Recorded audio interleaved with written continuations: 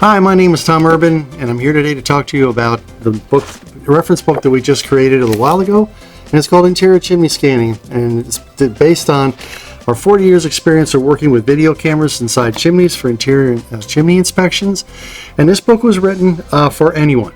If you're using Wohler, using Snap-Lock, using Rod Station, using something else that you've created on your own, a GoPro, whatever, or the Chim-Scans, any camera that you're using, this book applies. We've written another book directly just for Chim-Scan users, but this one here is a generic version that allows anybody who's using video equipment to expand their horizon and get themselves set up to understand what's really going on inside the chimneys.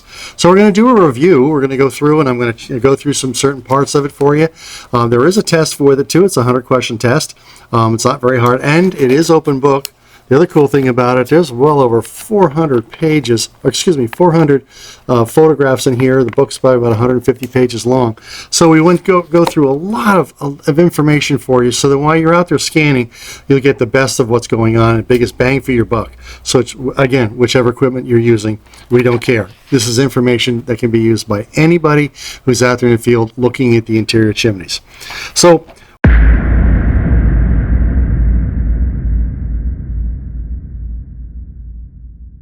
with that, I probably want to ask myself the questions like, well, why did we write the book? Well, we found out that as time goes on and we've been in this industry, that there's a kind of a lack of information and knowledge about what really happens inside chimneys. We've seen this very much with the repair work that comes in for our camera systems, and I'm sure the other manufacturers can follow suit, that sometimes goofy things happen, or you really don't understand what you're looking at or what the capabilities of the cameras can do.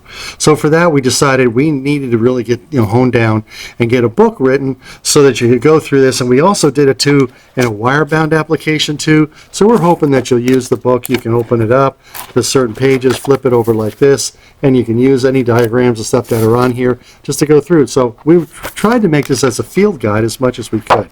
So that was one of the main reasons why we did this.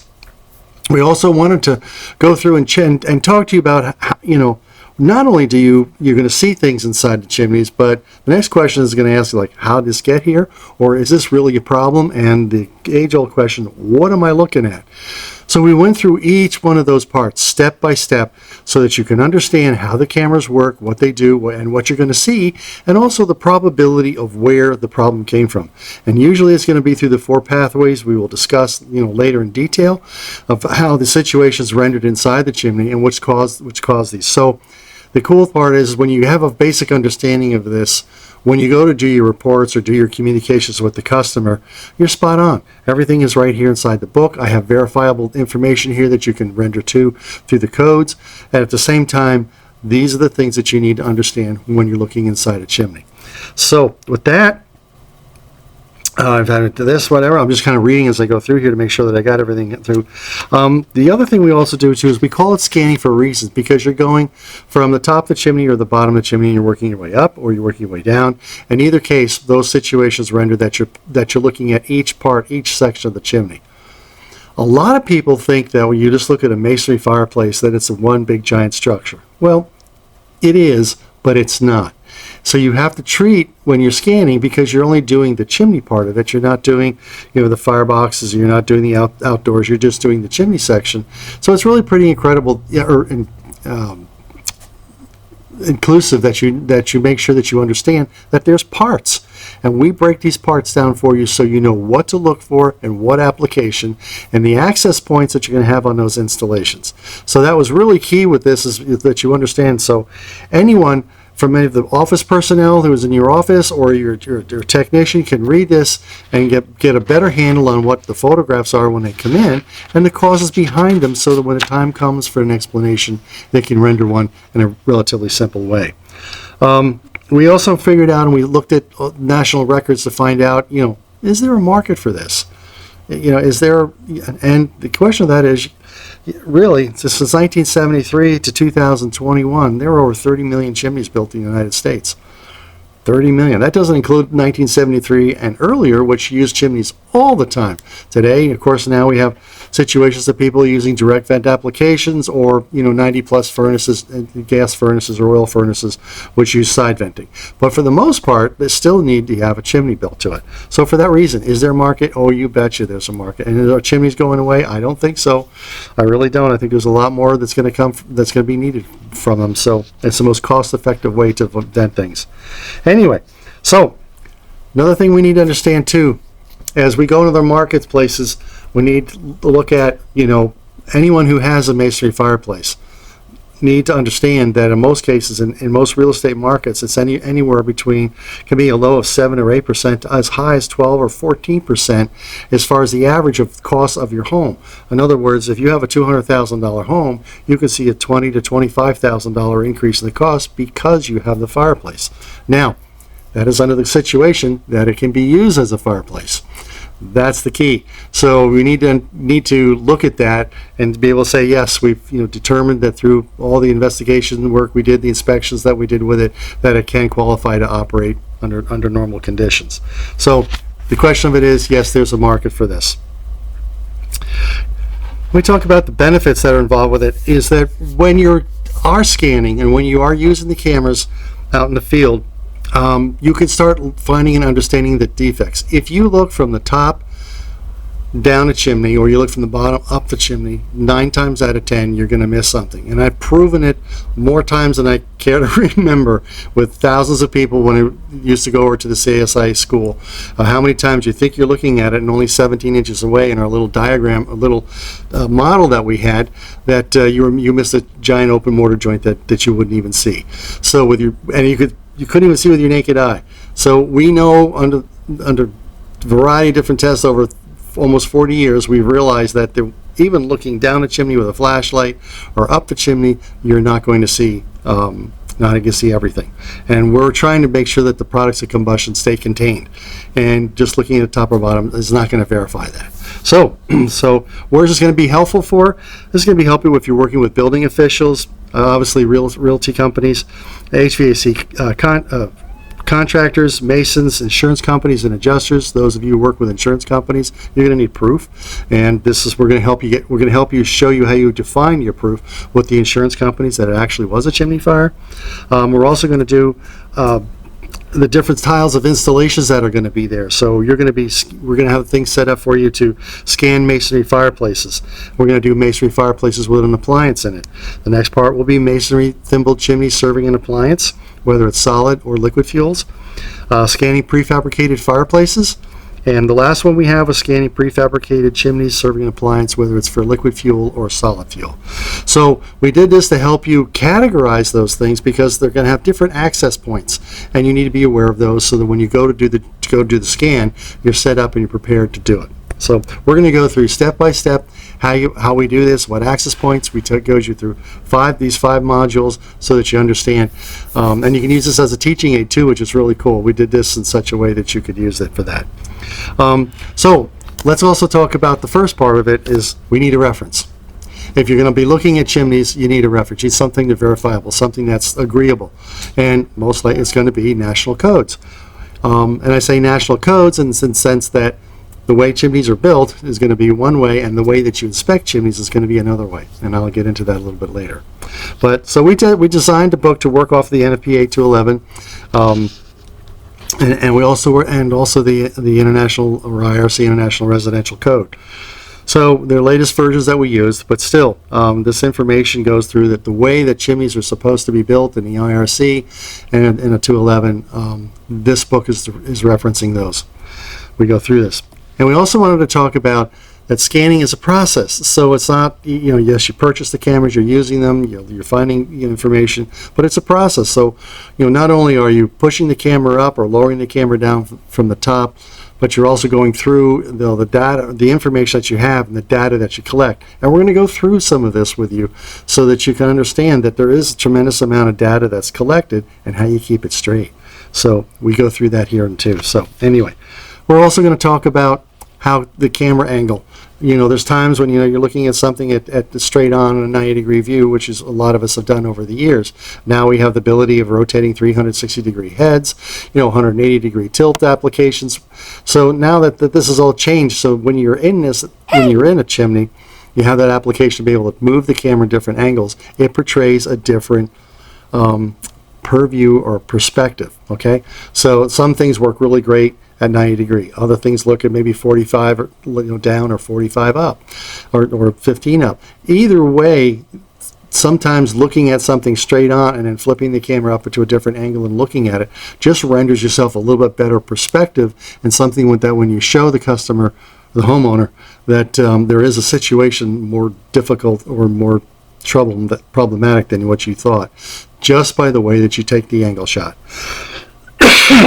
So I started off with a verification process, and I also talked about the way that we're going to do how we position the camera. Then we're going to go on to working with actually starting the preparation to set yourself up. So prepping for scanning, this is pretty critical, because you're going to be in someone's house, and you're also going to be opening and closing either fireplace doors or making access to areas, which means that the first thing probably you need to consider is taking a photograph of the room before you start. Okay, that's really pretty critical, because you got to be able to show somebody besides yourself how the fireplace or how the installation is set up before you touch it. Then once you begin to put your drop cloths down and you begin to work on things, should something be out of, if you move something, you know where to put it back if that happens. And in most cases, if you're home inspectors or whatever, you can't move or touch anything. Well, it's got an access door panel to it, that I totally understand. So we did go through this for home inspectors also, that if you're a chimney contractor, you have the ability to move things around when need be. If you're a home inspector, that's not probable. So you need to be. So we worked in both ways. One of the things that after you take the initial photographs of the room with the appliance, and take a couple if you can. Take a straight on photograph if you want, and also remember when you take those photos, be sure that you get all the room. Don't focus so tight on the fireplace opening or whatever that you don't see the rest of the installation. So it's really key that you understand this, that it keeps the camera, so if you're not there, you have a better way of understanding what the room looked like before you got started. Once you have that done, or the appliance, sometimes if you're working on an oil or gas appliance, before you even get involved with it, you may take photographs with around the area that the connector pipes going up and whatnot. That's important stuff, because later on when you go to look at something and you say, oh, we looked at this. Oh, what's the room like? Oh, okay. Now I can go back and I can look at the connector pipe, or I can look at your staining in the front of the oil furnace or whatever. All that information is available for you, and you don't have to go back to find out. So prepping it up, you're gonna take your photographs. Once you've done that, then I guess the next best thing you should be doing is putting some type of a drop cloth down, because you are going to be using rods to push the camera up, or you're using a Viper and you're going to be pushing your camera up. And if you are going to be doing that, it'd probably be best that everything is covered in the area where you're working. So you kind of stake out your ground with the drop cloth, so all your equipment is on that and not on someone's floor or carpet. So that goes on to there. Then the same thing if you're working with fireplaces, of course. I would also take photographs of the doors, open and close, partially open and opened. Then I would also, if I'm working with a grate that I'd like to get out of my way, then I'm going to be having to remove a grate, which means, having gloves on, having a respirator on, having a Tyvek suit on may not be a bad idea. So this way here, if you get to move something, some fly ash, you yourself are protected. And if you do this a lot, and you are with a lot of fireplaces, you may want to consider having a small HEPA vac. So if you need to move something and something gets dusted or falls off the grate or whatever, if you remove it, then you have the opportunity to go ahead and just suck it up and you're done. And I highly recommend that you use HEPA vacs instead.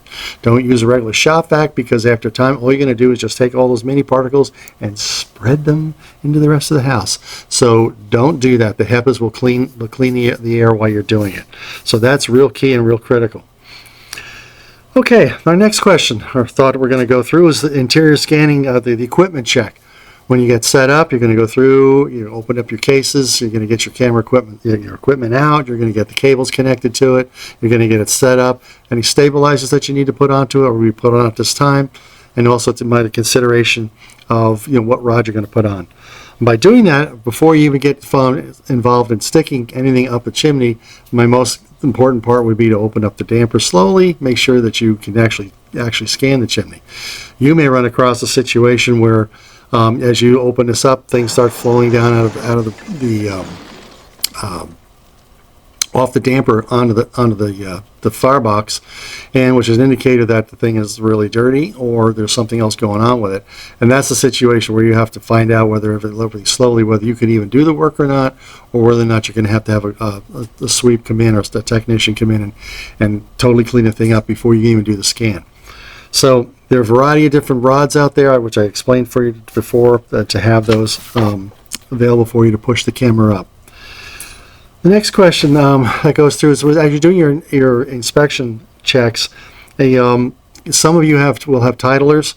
I highly recommend titlers. Some have on-screen applications where you can type the information as a touchpad and put it on. Other ones have a keyboard.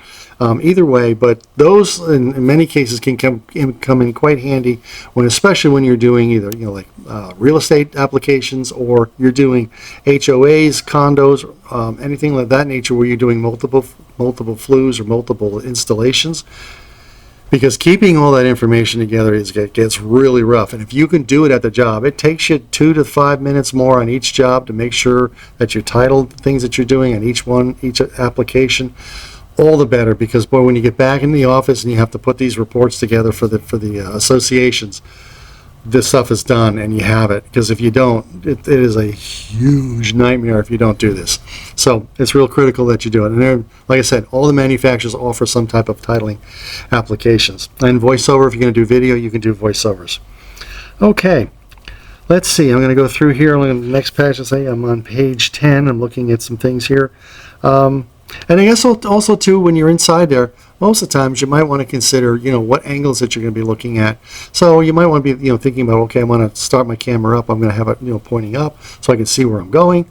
Okay, if you're using other kind of cameras, which have the camera looking down, you might want to have the camera face down and just rock it back and forth to see what the liners look like before you do your total, 360, circumference inspecting. So those are kind of things that you kind of put in the back of your mind when you're setting up.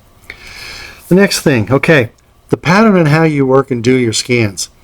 It's really key sometimes to understand that there's different ways, configurations that you need to consider. You're going to run across square liners, you're going to run across rectangular liners, you're going to have round liners. You're going to be looking at stainless steel relines. So that's going to be a different thing. Each way, it depends on how you work. If you're looking on page 11, we show you different ways of doing your rotations. Now with the new cameras, they all can have 360 degree. Some are automatic, some you have to hold your finger on. But in either case, you can just go ahead and move the camera up and move the camera, or just hit it on an auto and just send it up, and just as you watch it, the camera goes around in the 360. And most of the times you're going to be looking somewhat as a barber pole application. All right, so when you get up to the joint, you stop at the joint, and then you basically go do a 360 degrees around the joint. Why do I do that? Very simply, that 90% of the times if there's going to defect found, it's at the joint. Whether it's an open mortar joint, a protruding mortar joint, or something that was there that's no longer there and it's a big void, or it's a place you begin to find that there'll be vertical cracking inside the chimney, we'll always start at a joint. It'll always go back up the other way. So we have different angle views and stuff for you here on page 11 that you can go ahead and look at, between your side views, up and down views, and 45 angle views and stuff, all here on this page here that you can take a look at. Okay, so again, the same thing. On page 12, we talk about counter. If you're not using a rotary camera, if you're just using a camera on a stick type application, that's fine, but just realize that when you're going to do that, that you push the camera, you rotate the rod, make sure you do it in such a manner that you're doing a 360 degree barber pole, and when you get to the joint, go one way and totally inspect the joint. Then when you go to the next liner, go the other with the counterclockwise, so that as you go up and as you go up, each time you do this, you'll find there will be, you'll keep your cable from getting twisted around the rod. If you don't, you got this giant mess on your hands. If you're doing wireless, that's not going to be a problem for you. So that's key to kind of keeping things together. So rotary 360s, 180 degrees or 90 degree tilts, and let you view those things that way. And if you're just using a camera on a stick, then remember that the rod and the way you turn it is key to keeping control of the camera. Alrighty, so after that we go through, I'll show you some other things we need here. There's, okay, so let's talk about the principles for proper scans. And I know this seems like very academic, but the key to keeping it straight, the way that you train your people, needless to say, looking at shaky imagery that's been videotaped, or looking at photos that are blurry, or photos that don't have enough light, this becomes critical into the image quality or video quality that you're looking for. So bear with me on this one, but I'm going to have to go through these kind of slowly so you understand it. The first principle that you need to understand is the clarity. Okay, so the images need to be clear. Most of the manufacturers have some remote focuses, other ones are autofocus, but the design the camera is so that the camera can stay focused. If you keep it centered in a chimney, it will render you a crisp image so that you can record your images accordingly. If you're moving it too fast or you're going too fast, then you're going to get blurry imagery, and it's no good to anybody. Illumination. I don't know how many photographs I've seen over the years that people didn't have enough light, whether they turn the lights up or situations where black creosote loves to suck light. It is just what it is because it's black. Because of that reason, we have to put a lot of light into it, and we have a very specific way that we add the light so that you can illuminate the process. If you don't, you get a lot of shine back and hot spots, and that's not very pretty. Position. Again, you want to look at a crack in the chimney or a joint. Sometimes looking at the joint right on is pretty good, but then other times, just because of the misalignment, you want to look at it this way so you can see actually how far out the misalignment is. Or in the other way, versus you're looking straight up, or not looking straight up, but looking at up 45 degrees high, then this lets you see just how far the liner's out. That's real key. So that gives a better understanding sometimes of the customer about all that you're doing. So let's see. The next thing is stability. Yes, you have to keep the camera stabilized. If you don't keep them stabilized, then it becomes really difficult to keep the camera straight, and it's either cockeyed going through the chimney like this, or the rod's pushing it up, and you've got this S-shaped thing happening through the chimney, and it gets really, really rough to work with that. So anyhow, the other thing that we want to work on is delivery, and in delivery, it's just again how fast you move this thing. So the key thing with delivery is the speed. If you're going to be working with that, then you need to understand that you need to work at a certain speed.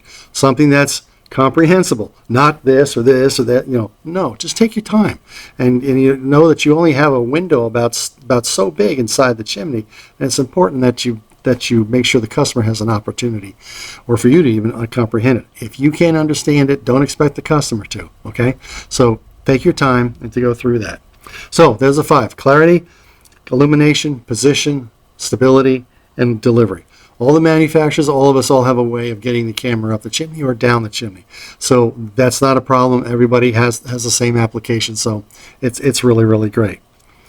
All right, in this section on page 15 all the way to page 22, we put into the various conditions of what to look for when you're looking in masonry flues. Okay, so we gave you examples and photographs of each type, so when you see them, you'll be able to understand what they are when you're looking at them, through a 7-inch or 10-inch monitor screen.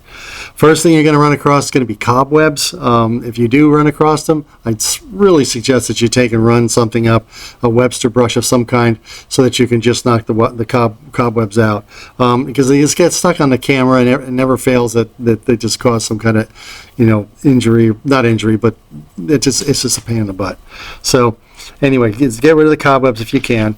We also show you what light sporadic soot should look like, because that does happen from time. You have light soot. We've also showed you what oil soot and the condition does to the liners. We have glazed creosote if you're using solid fuels. We show you differences between the sticky type of creosote versus a light glaze that you'll see inside there. And we also talk about what happens to creosote after it's been ignited, or pyrolyzed creosote, and that'll be all puffy and whatnot, and there's a good diagram, or not a good photograph to show you that. And the same thing with stainless steel liners and things that you may find with that, if the masonry chimney has been relined. We'd also talk to you about debris that you're going to see, and if you see the debris, find out where the debris came from. Cleanup ports where your access points sometimes are going to be. And also to look for moisture that's within it. Moisture is a real problem inside chimneys. It can be just in a sense of exterior moisture coming into the chimney.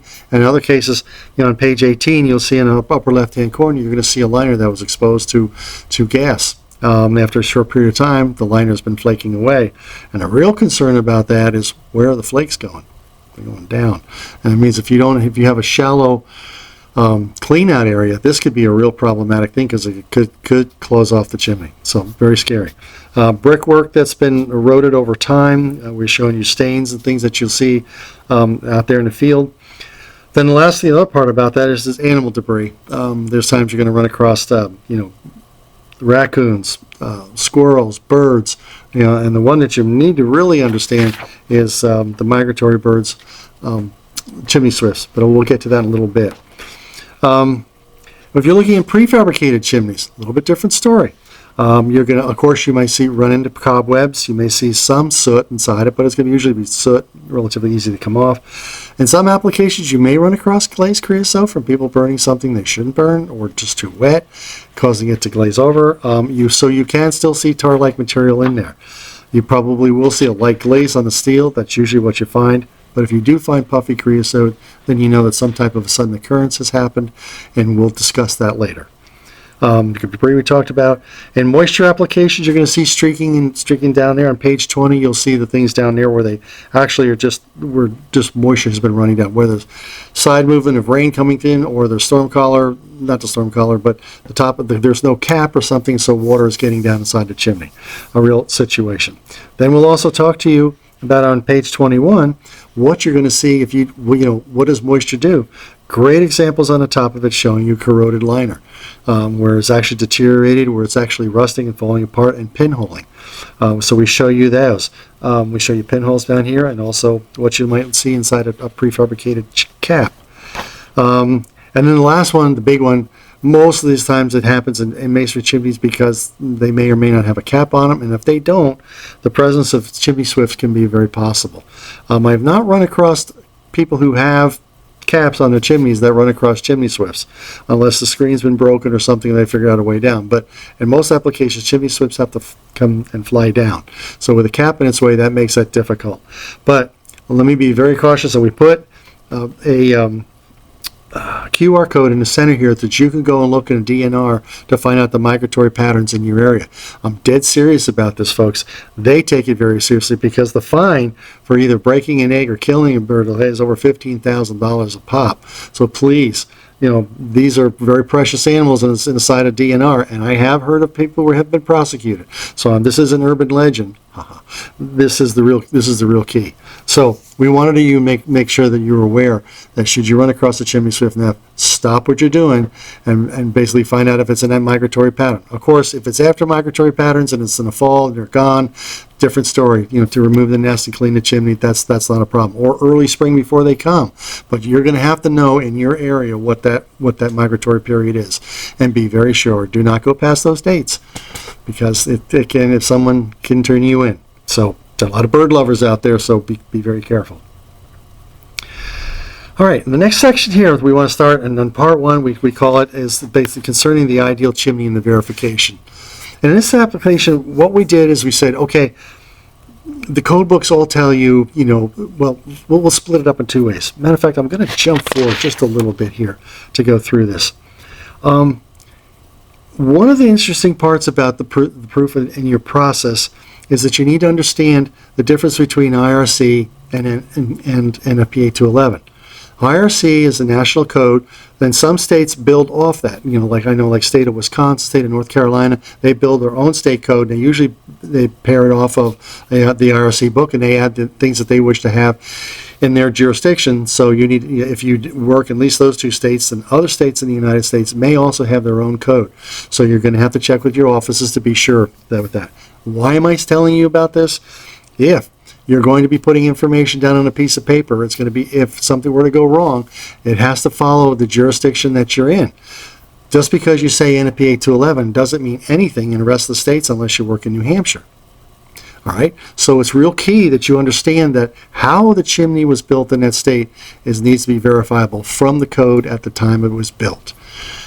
Now, Let me rephrase that again in a different aspect. If you're going to be doing level 1, level 2, or level 3 inspections, that process is in the 211. So 211 has the process on how you do the chimney inspection. IRC and also NFPA have how to build the structure if it's a masonry product. So it's really, really key that you understand that. And it comes down to, if you're in a court of law and you're getting sued and you're in a state with IRC and you say this doesn't comply to NFPA 211, it doesn't mean anything. All right. It doesn't work. So you need to understand your jurisdiction. So that's real key. And what I did is, of course, when you're looking at NFPA as far as your process on how you do the inspection work, it's very key that you're going to be working from Chapter 14 for your maintenance, and of course especially Chapter 15, which gives you the scopes of the application that you're working with, and not lastly the access to the annex, which has the 33 steps for your level 1, the 33 steps for level 2, and I think 13 or 14 for the level 3. So that's the big key thing that you need to understand. It's just not all, it doesn't comply with NFPA 211. That dog doesn't hunt in a lot of states, so you have to be careful with that. So what I like about it is you're building the chimney in an IRC state. Then the chapters, of course, that you see here on page 24 is going to be chapters 10, which are fireplaces, 13 and 14.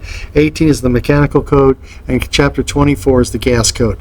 Those are all set up for you to comply with those applications within your state, and gives you parameters to work off of. So let me go back here to page 23 again. So what we did is we actually put a liner together for you. We took a photograph of it, and we gave you an ideal what a flue liner should look like. This is a joint between two. It is put together with non-water soluble refractory cement. They're sealed on top. Of course, we cut the sides off so you could see the interior of it, and that's what it should look like. So there is your focal point. There is your ideal. This is what you're looking for. Good luck finding it, because lots of times they just don't exist. So, and the same thing down at the bottom. You see how a new pipe looks like? That's the same thing there. That's what you should see if you should look down a prefabricated chimney. So I gave you two ideals for you to work with. So any visual you see that doesn't comply to this most likely has a defect of some sort. And what we'll do then is we'll break down those defects and how they were created in the next chapter. So that's why that's there. That's why we put on page 25. We went through, give you all the circumstances and things that are necessary. And we also need to understand when you're talking with moisture issues, whether it's a condensate issue or whether it's an exterior moisture, because both of them have different results. I should say the same result. One, the chimney's falling apart, but because of water. That's just where it's created, whether it's created in the fuel venting through it and it's cold, or whether it's coming in from the exterior coming in and a source of rain or snow. So those are really, really key factors that we wanted to go through with you. And how going through and talking to about how scanning fits in the scope of things. Okay, so the scope of the levels of the inspection, I'm on page 26.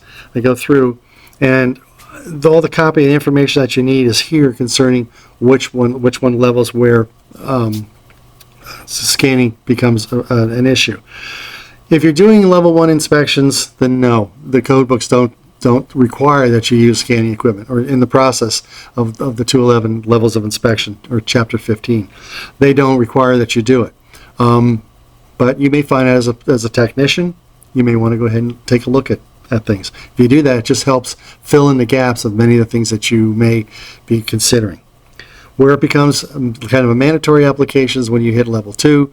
And level 2, whether it's hitting a real estate transaction, reline, malfunction, or change out of the appliance or dissimilar fuels, those all come into the rooms where level 2.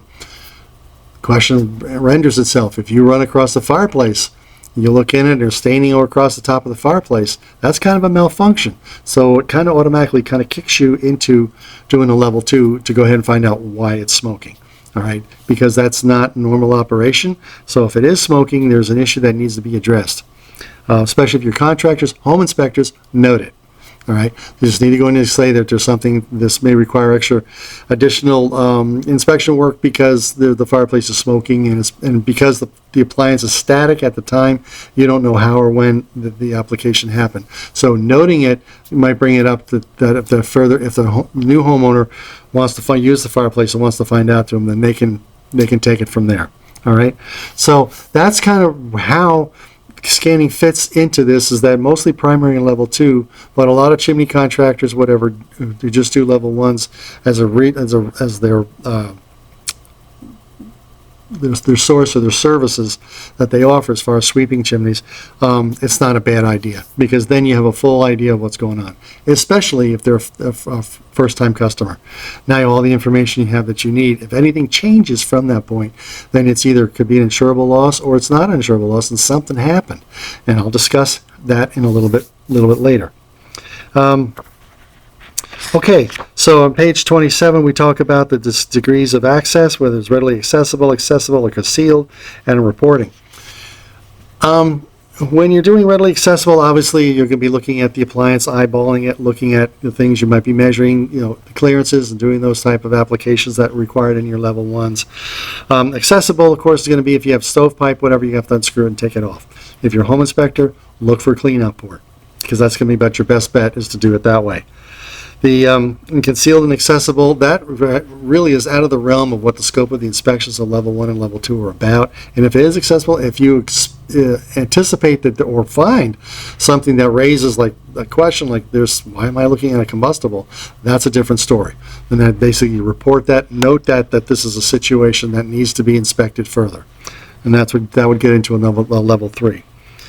What's important about the reporting area, and I put it down to page 27, and you need to understand this. You need to understand this. It said the most important part of the inspection is section 15.1.2, and that's inspection of the existing chimneys. It says, defects that are observed during the course of such work shall be reported to the property owner, occupant, or responsible party. If you find it, you shall report it. All right, so you need to understand this, that while you're doing this work, that the data that's collected needs to be collected in such a manner that you may have to put this together in a report. Sometimes they go to subrogation, or worse yet, other cases. So that's super important that you totally get an idea, or that you understand this, because that's really, really critical. So collecting all your data and keeping it together, especially when you're scanning from liner 1 to liner 15, you need to make sure you keep all that straight, okay? Because if it ever did go to court, they're going to ask you that question: what liner and where are you at? Trust me, they will. So, and what gets me to this last point here, before we go into a different area, and that's called crack hunting versus objective scanning. If you're home inspectors, whatever, this isn't going to really apply to you. But if you are a chimney contractor or chimney sweep service company, you're going to learn the differences between the two. We've sold cameras for almost 40 years, so we've seen things come and we've seen things go. One of the things is that I learned very early on, and you read my story, where I would just take the camera up and find a crack in the liner, find an open water joint, okay, go from there. Well, that dog doesn't hunt anymore, because when I started working with the insurance companies, it was my job to go back and do the relining work. And it's a really cool story about how I worked with insurance company for a couple of years, and I did, I literally drove the adjuster around, and I learned a lot about adjusting and how you say things and how you don't say things. But one of the key things I did find out is when I tried to do what I call the crack hunting job versus the objective scanning, that when I got to the job site, I couldn't get the liner in place because I didn't see something, I didn't account for it. That's where objective scanning works. That means you do all the measurements, you check each line, you check each joint, you put it all together, because that could be the difference between whether or not the liner's going to fit or it's not, or you're knocking liners out. And if you get there and you're not anticipating knocking liners out and now you got to do it, there just went any profitability to the company. So it is really key for you guys to understand that before you do relines, that you need to do full objective scans of the chimney before you start. Okay?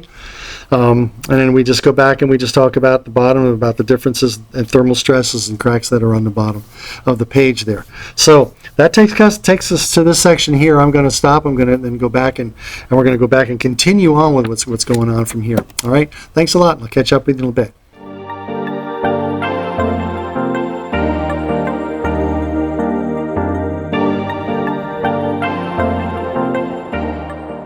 Okay, now we're going to begin to work on part 2. Now you'll find yourself on page 29 for this. And for the first thing we're going to go through is the angles of the camera. And what we did is we paired the angle that the camera's going to be working on toward the defect that you're going to be looking at. So if you go over onto page 30 and 31, we've laid out charts for you to go through to look at. So when you're looking at things like misaligned, the defects, we have it on the left side. We have misaligned liners and vertical and horizontal transverse cracking, flaking liners. And if you look to the right of that chart on page 30, you'll also begin to see that we also tell you what angle is usually the more appropriate one to help you get the best view and best angle for it. So they're on page 31, and we show you different examples of them on the bottom of the page. We do the same thing over on page 31. We just continue on. This is one's for prefabricated chimneys. The one on the left is for masonry chimneys. So again, there's different angles, different ways that you portray or basically project the camera so that as you bring it up in a different variety of angles, you get the best image quality and at the same time also be able to explain what the defect is, okay? Sometimes things are great at 90 degrees and other times it's not so great.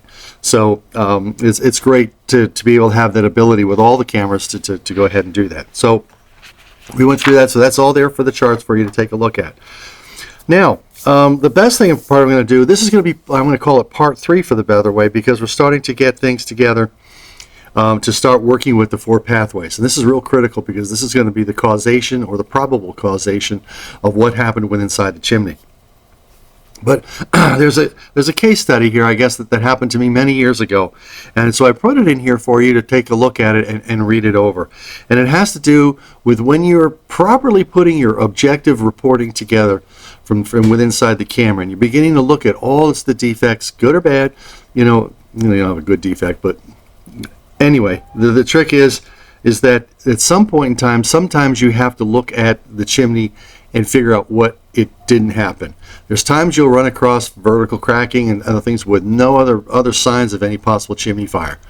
And that one is a real critical one because, the liner is cracked and the liner does need to be repaired, but is it an insurable loss or not? So what I do is what I try to prove what it's not. Now, obviously, if we have a cracked liner, how did it get there? Was it put in at the time of construction? Is it something that happened in the process? There's no evidence that there's been a chimney fire except that the liners are cracked. Then I start doing some digging, and I do what I call what didn't happen. So first I'll look at moisture. Is moisture an issue? Does that have a tendency to cause issues within the chimney? The next thing I might look at is wear and tear. Was it did they abuse the chimney in some way? Overheating, underheating, whatever, something of that nature, or is it going to be a latent defect? It's something that was built in at the time of the construction. And those are all the things and factors that I try to go through and examine before I go ahead and put a report to an insurance company. I'll tell you what it is, and then I'm going to tell you what it's not, so that you can basically hone in on what the detail is that needs to be or defect that needs to be corrected. So that's on page 32 for you to take a look at. So, and now I'm going to get over onto the next big part, and that's the 4 pathways to chimney destruction or deterioration. And I have it over there on page 33. You're going to see, sudden occurrence. You're going to see moisture, wear and tear, and latent defects. All those are probable causations of what happens within inside the chimney. And of course, this process helps me delineate whether it's an insurable loss or whether it's something that's not insurable. So whether through wear and tear, latent defect, or moisture.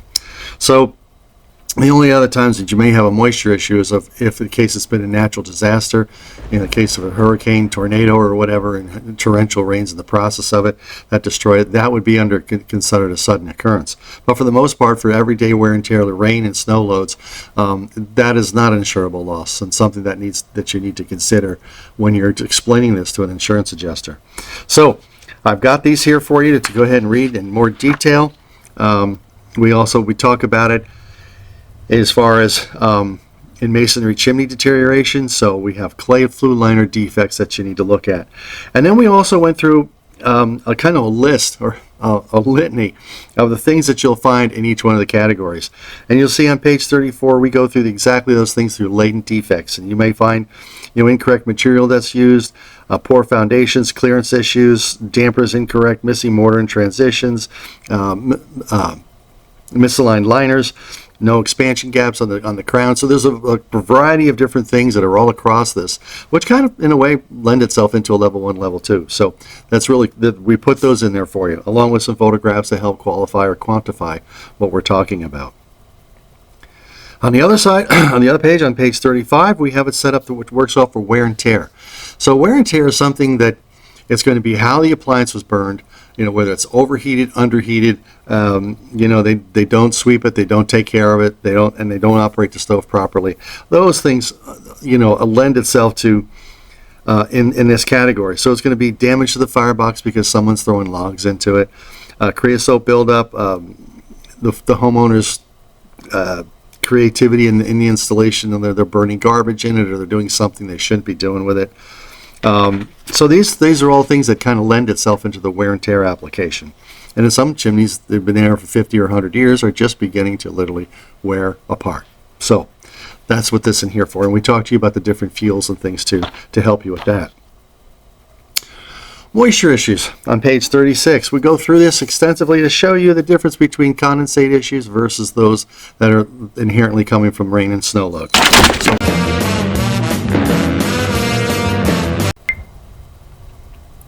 this is in line with somebody wanting to get up on the keyboard. It was me! Okay, let's talk about moisture issues. So we have two different styles and types of moisture that we need to address or be able to identify. Those that are caused from outside exterior sources, as in rain and snow loads, which basically are drawing into the chimney through either cracks in the crown or through the side of the chimney, whatever, to some place, or not having a cap on the top of the chimney, allowing rain to come into the thing. That's one type of moisture issue. The other moisture issue is going to be from condensate. And condensate is actually being created through the process of combustion. It comes, the gases come into the chimney and begin, because the chimney is cold, it tries to rise up, and as it rises out, it dew points out and it condenses. When it does that, that's another style and type of condition that you need to address. So we put a lot of this information for you down, and we added, we show you what a flaking liner looks like up close and how it just totally disintegrates that. That's from an oil appliance. And then on the other photos on the top of the page, you can see that evidence of water damage coming in and eroding the mortar joint out. So, and you can see the white streaking because it's pulling the lime and the minerals out of the mortar. So those are two different ways that you need to understand, what moisture issues are having that are out there. Now, the last, I think, is what we're going to do. Let's see, I talked about latent defect, wear and tear. The last one is going to be sudden occurrence. Sudden occurrence is going to follow things that are basically an event, something that happened out of the normal. That's what insurances usually cover, is events out of the normal. So that's going to be, chimney fires, microbursts, or weather-related applications, damage from sudden, whether it's vehicle, trees, equipment, forest fires, grass fires, that type of thing. That's something that's not expected to happen, and that's what insurance and the sudden occurrence is what it is. That's why it's listed as an event. And we show you photographs inside the chimneys here that show you from things that have happened from different degrees of things. There's, we have a blowout on the bottom of the page where the liner totally disintegrated and fell out. Vertical cracking in both liners going past the joint. Vertical and horizontal transitional style cracking causing from expansion so quick. And so that's there too. So those photographs are there. And as we go through this, on page 38 all the way, I think, to page 55, we go through all the photographs that we could collect to put them together so you look at them. So everything at 38, you see vertical cracking. You're going to see defects that you're going to see in a masonry chimney, even unlined chimneys and things that's seen in the eroded mortar joints that are inside those. The liners that have been exposed to oil, or especially condensating oil, and what it does, the effects it does on the liner. We have vertical cracking again, and also have transverse cracking, which basically is vertical and horizontal. It's just like a spider crack. It just totally blows apart. And we have those photos in there. So when you're looking in through your camera on the lens, you start seeing things like this. Now you can categorize where perhaps the possible effect or cause of what happened. And this is great when a customer, especially insurance individuals, ask you, well, how did this happen? And it's not a chimney fire, it's not this. Well, no, I have documentation, this, and this happened, and I found these things, and I'm able to put together a plausible report. That's what's real key, is working on a plausible report. I have also the same thing set up on masonry joints. This is real key factors. With most highest common defect you're going to run across is going to be open mortar joints or misaligned liners. That's going to be a big one, because Either they put too much mortar and they didn't put enough mortar. They used the wrong mortar. They tried to set the liner on an angle and they don't do it properly. They end up going through a corbel and they just put brick spacers in and just tip the liner. And a lot of those things is you'll see that are out there. So when you do, then you're going to understand the probable cause that this is at the time of its construction. They didn't do it properly. So those are here for you to look at. We talk again about the sudden occurrences of what liners, and we've had some photographs done. We show you, the extent of the damage and also the leakage that happens. That's one of the most things you need to understand. Although you may not see the outside of the clay liner itself, you will see the effects of it. And in this case here, these liners on page 42 were actually taken out of a chimney that had suffered a chimney fire, and the liners were the chimney itself was such poor condition. The chimney was taken apart, and when it did, they were able to salvage the liners, and we had a professional photographer come in and shoot them for us, so we get the greatest good detail. But what you will notice is the amount of condensate and liquid creosote and whatnot that is run on the outside of the liners. So that's why joints are so critical to making sure that they're sealed, because if not, you have this condition here, which means the chimney itself is not properly operating the way it should, and in the course of that, then we're going to have most likely have some issues within the appliance itself. On stainless steel, you're going to see some issues too that have been masonry chimneys that have been relied on stainless steel. Although stainless is a great product, I have nothing bad to say about stainless steel, but how it's put in, I do have a problem with. And we put some examples in here that people have done in the past to pass as an installation. Lightweight liners, you have to be very careful pulling them because you may pull it apart. Today they've gotten a lot better, but in the early days you had an opportunity to pull them apart and it would happen. Screws are too long, or they put attachments, or we also have one here, somebody filled up a joint because they couldn't get the liners together properly, or use the proper adapter that goes from one liner to the other, and they just put them together. So here's some different examples and things that we've seen throughout the years that people have done as far as poor installation practices. Okay, now let's get into prefab. Prefab's got its own problems, so that's why we put most of the information that we had on masonry up front, because that's a lot you're going to see.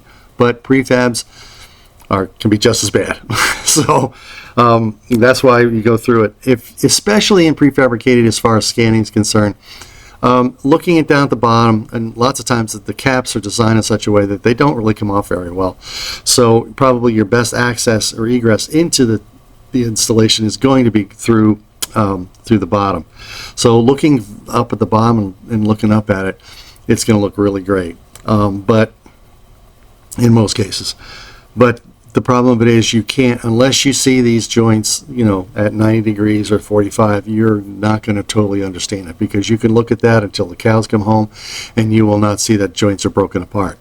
So I've done several things myself and subrication cases, whatever, that people didn't put these things together properly and ended up in some structure fires. So it is not a simple, easy, oh golly shucks, it's a real problem. So it has to be addressed. So most of these that we're going to show you, especially on page 44 and 45, are those things that are latent defect. In other words, they were put in improperly at the time of construction. So a big one is on the top of the page where they put the liner on and they never squeeze it or turned it properly for all the lances to click and lock in place, and there go, it stays open. The same thing, screws are put in place or the liner's not been set properly. Some cases there's screw penetrating the liners, which in most cases manufacturers don't want you to penetrate screws through the interior wall. And we have things here for late defects where people didn't put in radiation shields. So those are on page 44. And as far as on page 45, I like to take you back into wear and tear. These are issues that you will see from constant use of the appliances. Some of them are old. One of them happens to be one that I had as a outdoor wood boiler, had a 6-inch chimney on it. I got 6 years out of it, and literally there's no liner left. Good thing it was not in a house. So wear and tear issues where people have swept the chimneys and in the process of it have bent up the tabs on the side of it, or connector pipes not put in properly. So those are things that you're going to find inside, a prefabricated chimney you're going to see. We also put some information here about looking at the prefab refractory panels inside a prefab fireplace, and you'll see noticing there's some indicators and things that you should be aware of when you're looking at it. Moisture. Back over to moisture on page 46. We're looking at things that recur from condensation and the results of it. I got some great photos here from people who sent me issues and things that I found myself, and placed them into these boxes here for you to see. So you'll see corroded liner, you'll see holes coming in the prefabricated top of fireplaces, watching and actually viewing seams at a vertical is probably your best way to see the defect. If you look at it 90 degree on, you may or may not see it. If you got a sharp eye, you'll catch the shadow. If you don't see it, if you're not looking real close, then you have to be looking real close so you won't see the shadow, which is going to lead you to think that it's okay, until you look at it at a 45 degree up, or you look at it looking straight up. Then you'll see whether the liner is concentric. In other words, if it's round, sometimes they're knocked out of whack, or they've got a divot into them. So that's why angles on the camera really make a difference in your ability to put together a really great report.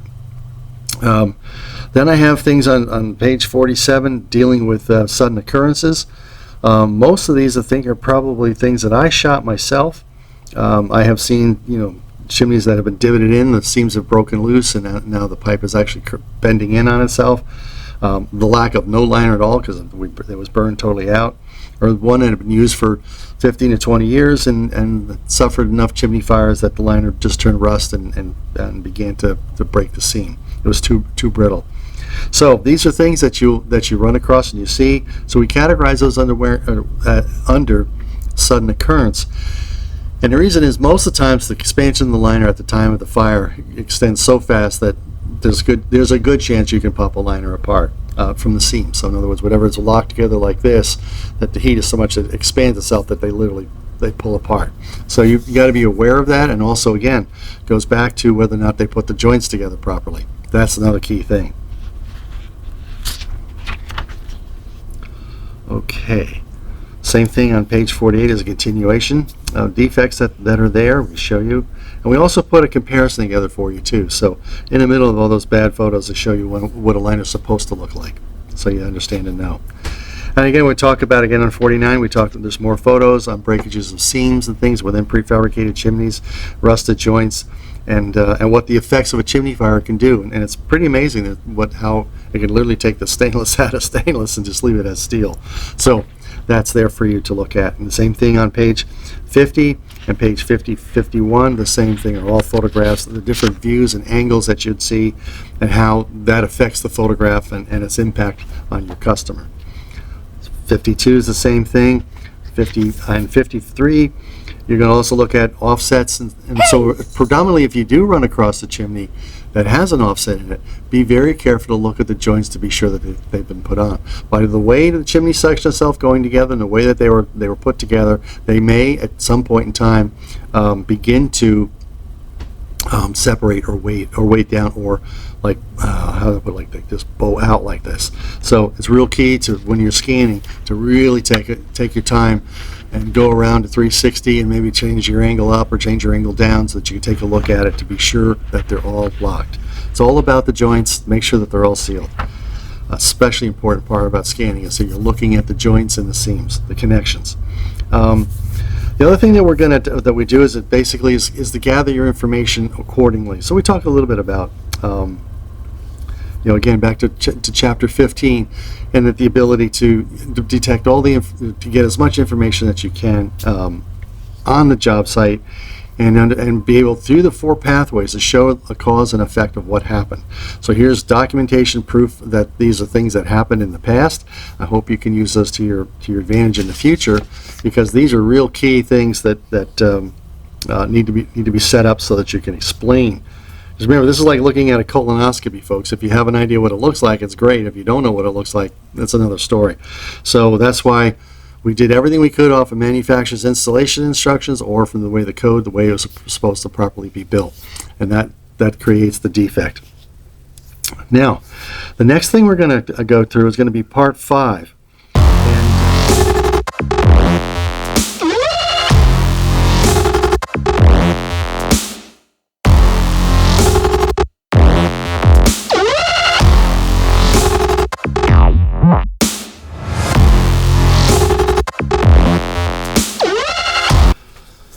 Okay, let's start with part 5.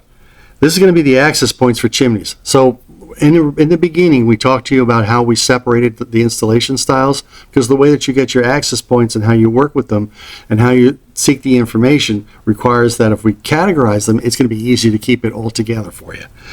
And the other nice part about this is when you as a company grow larger, or you are large already, and you're looking at finding a module to actually just talk about one style of installation. So that's what we did, is we put this together as the next 5 modules going through the book. And we talk about the access points, how to get into them. And again, we're going to start with, scanning masonry fireplaces and chimneys, masonry fireplaces with an appliance in it, masonry chimney with solid or liquid fuel appliance, in other words, like a thimble chimney. We're going to talk scanning prefabricated fireplaces and their chimneys, and last but not least, scanning prefabricated chimneys that are serving an appliance, whether it's liquid or solid. So this next section, this chapter, this whole part of 5 is designed to set up as a training module for you, and also a training module for your employees in the future. So the key thing is keeping your information together and keeping it uniform. That's why the creation of this book is that you can understand when things, might be a sudden occurrence, and things that are not a sudden occurrence, which are basically under wear and tear. So it's real key that you understand where that comes from, because it's really terrible when you have a wear and tear problem, you call it a chimney fire, and then the insurance company sees it, they deny the claim, and things start getting sticky and ugly. That's just because you didn't understand that you have to understand the causation that happened. Once you understand that, then you can relay and put your information together in a uniform manner. So how we did that, let me turn on page 56. This is module 1 of 5. And the first part about it is what we did is we tried to get the terminology right. So we gave you an illustration of what a masonry fireplace should look like, and we put all the terminology and stuff into it. You may have something different within your geographical area. I understand. If you want to change it and keep it that way, I totally understand. But if you don't have any background or basis of the terminology is going to be used within a masonry fireplace, here's a great start. Especially if you're training office individuals. If someone comes in and talks about a bad smoke chamber, they will know where to go look for it, and they know that if it's a wood stove installation, there's no smoke chamber. So that's what's real key, is that they can hone in on the application and the application of that installation. So that's what we did. And we broke it again up into sections from here. So we have A, and you'll see on page 57, A, B, C, D. And if you go over to page 58, we have E, F, G, and H. So we literally broke the entire fireplace up into 8 sections. 1, 2, 3, 4, 5, 6, 7. Yep, 8 sections. So that is why that's here. So we did this so that when your explanation to the customer what's going on. Now this goes past a little bit about scanning, because obviously this is stuff that you'd be considering for your level 1 and level 2. But we decided to put it in here because this is a guide, especially for home inspectors, to take a look at this and understand, 1, the terminology, and 2, the things that you need to be looking at. We have, on A, we have you looking at the cap itself, the crown, the wash area, or splay, depending on the area in the United States you're in, and to see whether or not there's an expansion joint. Those are those items that you would most likely want to find on an installation. If you don't, then you can note accordingly that they're not present. B, the same way, the crickets or counter flashing or the exterior of the chimney, those are the things you need to be looking at. The liners in C, whether there's a poured, cast in place, stainless steel, or clay liner. And D is your transition points. Key area in a masonry fireplace is the transition from the smoke chamber to the liner. If there's a place where a mason's going to goof up, it's there. Because they either drop the liner too low, or they put the liner up too high, they leave an opening, they've got this big wide open mortar joint that was there that after a period of time erodes and falls in, leaving exposure to who knows where. So this is a real key area. It's in the transitions that you really need to be very careful in viewing. So we have that, and then of course in the firebox itself, which is all going to be visual, that you can look at yourself. Doors and screens on the front of it, and in the base of the chimney, and last is your hearth extension. So we just made a nice list for you to go through, and you can read these quickly. It's only 2 pages per thing, and it's just really great to go through that so you can understand the defects outside scanning. So again, we will start at our access points, whatever, and we're beginning the internal scan itself. We go through, how your setup is, and working your way through the glass doors. Makes probably for those of you that are home inspectors that are want to kind of get in and that are not going to be taking anything apart. Once your drop cloth is put down and you be open doors, and if you're going to open a damper, having a small HEPA vac around is not a bad idea. That's also the same time as when you're going to realize whether or not you can scan it or not. If you look up inside there, and you may want to take a rod, and go up and just kind of poke the side. And if you've got, an eighth of an inch or better of an accumulation on the side of the liners, it's probably not worth scanning, guys, because you're not going to really see much. And when you do scan, all this stuff is coming down on top of you, so it's not a really great idea. So if that does happen, then basically the chimney needs to be swept before you continue, because there could be things that are hidden underneath that eighth inch layer that I don't know what's there. So again, it's your discretion, your call, but I warn you, if you run across, accumulations, that get the chimney swept out before you do the scan. It's a lot easier on you, a lot less chances of dirt getting into the house, and you're not going to really get a good scan if you do. So, try not to do it. Try to get it swept out before you start. And then in that case, you probably want to find a chimney sweep in your area, preferably one that's certified or has gone through some type of testing, so that they can, kind of do the proper job for you. Okay, so the next thing you're going to do is, after I get through the glass doors, you're going to check the grates and the ashes. You're going to check the ash pit. That's a situation where you literally, in most cases, can take the ash pit door off, and you can take and lower the camera down inside it to take a look. Why am I doing this? Very simply. In many cases, when the chimney was built, they put plywood underneath it. They put it on the subfloor itself, and they built the fireplace up on top of it. Not a good idea, because the heat transference going through the bottom of the floor goes through and will then pyrolyze or basically burn the plywood. Now, unfortunately, I don't know how far back the plywood goes. I'm going to say it goes all the way back to the floor, so which means there's a chance that the heat can migrate down into the floor, hit the plywood, and begin to burn back into the home. So that's why it's so critical that when you're doing your scan, you take it up, put the camera inside the ash pit, take a look around and see if you can find combustibles. And in most cases, if you do find them, chances are there's some charring there, or pyrolyzed wood. Anyway, so you do that. Gas logs are in the way. If you have gas logs in it, then your opportunity to get to the probably clean out door or the ash pit door is probably not going to be available. So do what you can do. There's times when you're not going to be able to. But again, we go through steps on how you start the logs, make sure they work okay, shut the logs off, and then set yourself up accordingly. And by means, before you do anything with gas logs, take a picture of how they look before you start. Should you knock a log and move it, you know where to put it. Okay? Really simple. Then we're going to talk about, we could go through all the types of masonry damper styles that you'll run across. I'm on page 62, and there's rotary dampers, double pivot dampers, loop dampers, lever. There's a variety of different things, so just don't get thrown by them, but just these are all examples of what the type and style of dampers you'll run across when you're in the field. And but last least, that was good. The last one is that of top sealing and damper. Those that will always on either right or left side will have a chain with you pull down it, and the damper should open up. Okay, and make sure that it opens up. That's real key. So, and again, when you are doing that, if there is a cable in the chimney and you're scanning, be aware of it. I probably would try to keep it to one side. In some cases, I might even want to just go ahead and lock it, make sure it's closed, because that way it keeps the cable tight. So when the camera's going up through it, the stabilizers go past the cable, and you won't have any issues. If it pops out inside and it's now loose, and you pull the camera up, you might catch the cable, and now the cable's on top of the camera, and when it comes back down, it doesn't come down. So key thing is probably keep it locked on the side, and that way they'll continue your scan. If you want to see if it works properly, if you want to look straight up, you can, and take the damper, or take the chain and the cable and release it, and you can watch the thing open up, and then you can check to see whether it opens up all the way or not all the way. So those are things that you need to address when you're working with top-mounted dampers. Okay. I'm on page 64, and again, as I talked to you and I reiterated again concerning opening dampers, take your time. Obviously, if you hear something clicking and clacking and growling at you, it's probably not a good idea to open it. Or you hear buzzing or something, a wasp nest, or bee's nest or something. So really just take your time opening up and listen. And I would also have a flashlight with me too, just to verify what I'm walking into before I continue on with my scan. Okay, then let's go into the smoke chamber area. and we're going to look for avenues of things that you want to address there. We put some horror stories in here for you that we run across these days, so you kind of see what you don't want to find. If you find things like this is not good. Please note them. Or the liner's off to one side.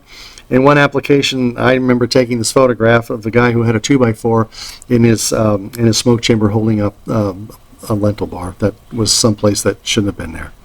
Anyway, so I was kind of wondering whether or not I should tell him to use the fireplace because there's so much water damage to it. When I saw the 2x4, I go, oh, no, you're not using this any longer. I highly recommend you not use this. So we go through that style of dampers and things that you'll see through that transition. We also look at the firebox styles. I also have things in here for like chelator style or steel box applications, how you get your camera through the side of it, where to fit it through, and look at the notifications. We also have some photographs there on page 66 at the bottom of the page. There you can see that what the difference on the right side is a new heat form style, what a smoke shell should look like, and the one on the left is one that you don't want to find. But please go scan, and when you're scanning like this, make sure that you look at the base and around the sides. This fireplace that I was removed from a home that literally caused the chimney fire and destroyed the home, and a year or two later it was at a stove shop dealer's, and I said, can I have that? And he goes, you don't want to use this. I said, no, I don't want to use it, I just need it for display. So he agreed to let me have it, and we brought it here, and it is in the lab, so if people want to take a look at things like this, we have this available. So that's kind of, so you need to be aware of that.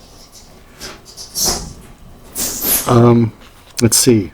Scanning, okay, smoke shells, I just talked about that over here. The same thing. Look and be wary to see that there is a smoke shelf, that there isn't something like a accumulation of thing on top of it that needs to be addressed. Or in some cases too, you will run across, we have firebacks coming up like this on a curve, and there's nothing up behind it, which means, Lynn, that any soot, dirt, ash, whatever falls behind it, and usually becomes a moisture issue and an odor issue. So those you can tell the customers that you note it and say that a repair in this area would probably be appropriate.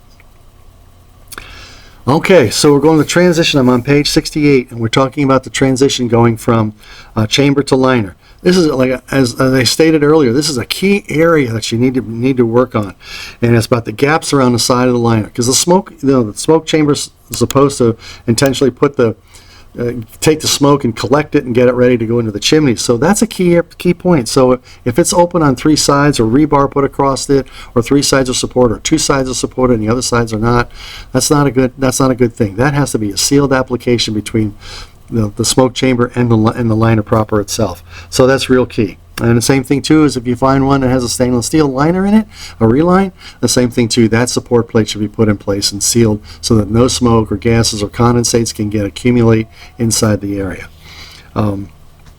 Okay, so considerations we have in for this, and then again, when you are scanning, you got a couple different ways. All of us will have some way of recording the information on the screen. So one of the key factor that you will do with this is when you start your photographs, you can start at the base and basically know when you start your scan that your first liner is going to be the bottom liner, and the second liner and all the way to the top, whether it's liner 15 or whatever. So it's the key that you kind of keep that straight in your head, especially when you're doing your photograph and your documentation. That is key to keep it straight. So we have that for you. And when you finish up, you bring your cameras and stuff down out of the chimney. If you're using a Viper, of course you're putting the cable back onto the reel again. If you're using sectional rod, the same thing with that. You bring it down one at a time, undo it, and let your cable fall. And if you've done things right, your cable should fall in a spiral down on the bottom of the floor of the firebox, and then your rods start coming out, and when you're done, then you can take and put it back on the reeler and wind it back on. So that's usually how it goes if something hasn't happened along the way. So, and you do that. And then if you're going through glass doors, which many of you will be doing, be sure that when your rods and cable come through, that they go through the door and don't scratch on the door. And also be aware that if you had to remove the grate, to be sure that the track for the doors is swept and kept clean. So if you got a little debris in there, I would highly recommend having that HEPA-Vac and just vacuum out that track again and put it back. That way the homeowner won't have any difficulties opening and closing his door, or when he does open it, a bunch of stuff falls out on his lap or on his hearth hearth extension, not a happy camper. So it's really key that you kind of keep that cleaned out.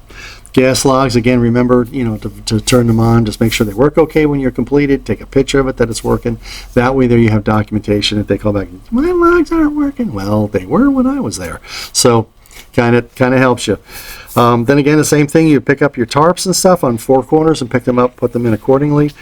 At that point, then you might want to do a review of your photos. Make sure everything you have it in place and it's set and you're all ready to go. If you've missed something's come out, this is the time to do it now, because then if not, you got to come back. So be sure that you collect all your photos and preview them before you leave the job. And the last part I have on this first chapter for masonry fireplaces will be if you have to do it from the top. All of us, Roller, Snaplock, and myself all have the ability basically to lower the camera down by the cable. I mean, both Snaplock and Roller are designed to do that. Mine, I can do the same thing too. So it's real key that you be able to lower the camera down and take a look at it. Your stabilizer, of course, they can't be tight. So because if not, you're going to be sitting there trying to pushing a rope. Doesn't work. So make sure that your stabilizers and stuff are loose enough that allow the camera to go down and do its proper operation, and you're good to go. So that is what I pretty much have as far as your access points. Of course, will be through the doors on the bottom of the fireplace. This way is probably the easiest and simplest way to get into a masonry fireplace is through this way. Other times there might be other considerations that won't allow you to do that. And if that's the case, then the best thing is you have to go to the top and do it. So if possible, try to do it. And if you are going to go on the roof, remember, you have to have your safety equipment, your personal safety equipment on, and your harnesses and stuff on while you're working. And then apply and use the recommendations set up by OSHA. So anyway.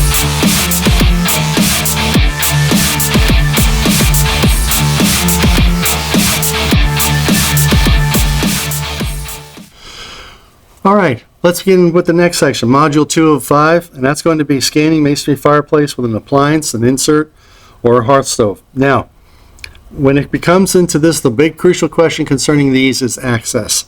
If you're a chimney contractor or a service company, that may not be a big a deal for you because you have the ability to remove the appliance if you need to, or partially to get in and take a look at things. We're hoping out there that people who have done any relining work to inserts is that they reline the insert directly, totally to the inside, a positive style connection. And if you have a removable damper, that you have the opportunity to pull the damper out and be able to put the camera system through it and take it all the way to the top of the chimney.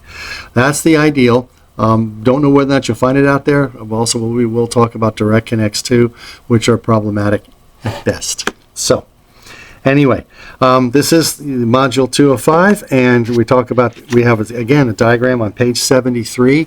We show you what a layout should look like. We also tell you where the manufacturer's data plate is. That way it's real key during your inspection process to understand and know where that's at. So should you ever have any issues for your level 1 and level 2s, the information you need to have is on that manufacturer's plate, and be sure that the appliance complies to what the manufacturer asked. Okay, most of the times you'll have your access should hopefully come through the door, as I just mentioned, or if you may, in some cases, if you're a home inspector, this isn't going to work for you because you got to take something apart. So which means your best access is going to be from the roof up, which means you have to remove the cap and lower the camera down inside it to do the inspection properly. So these are kind of sticky wickets because the appliance is there. In some cases, you may have, like on page 74, and so you might have a hearth appliance, and if you do, there could be a cover plate that covers the fireplace opening, or it's been left open and allows you to see the T that's in the back. If that does have a T and you can reach behind it, you might be able to undo the screws, pop the lid down, and put the camera up that way. A little bit tricky, probably more something that would work a little bit easier for you if you have a Viper.